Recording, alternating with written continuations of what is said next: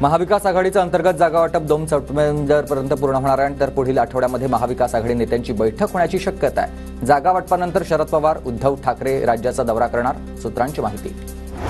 महाविकास आघाडीची आज मातोश्रीवर तातडीची बैठक, उद्धव ठाकरे, पवार आणि पटोलेंमध्ये चर्चा होणार।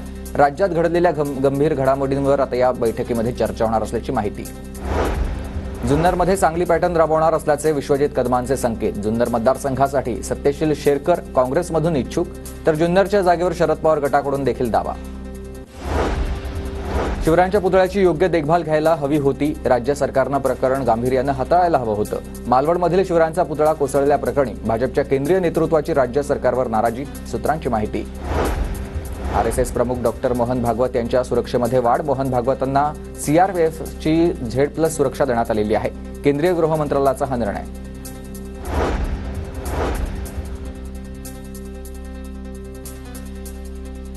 59 फुटांवर पंचगंगा नदीवरील लहान पूल वाहतुकीसाठी बंद।